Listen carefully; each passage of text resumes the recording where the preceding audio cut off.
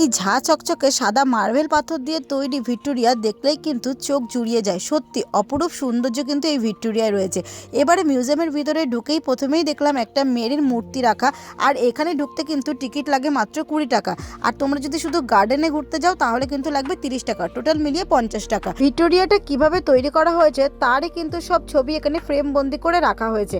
আর এখানে কিন্তু ভিতরে ঢুকতেই তোমরা প্রথমেই দেখবে রানী ভিক্টোরিয়ার একটা মূর্তি রাখা রয়েছে। এরপর আমরা চলে গেলাম দোতলায়, আর দোতলার উপর থেকে কিন্তু ভিক্টোরিয়াটা দেখতে জাস্ট অপরূপ সুন্দর লাগছে। এরপর দেখো ভিক্টোরিয়ার বাইরে কত সুন্দর একটা লেক গার্ডেন রয়েছে। এখানে কিন্তু ছবি ভিডিও করতে পারবে, আর তার সাথে সাথে কিন্তু এখানে বসার ভালো জায়গাও রয়েছে।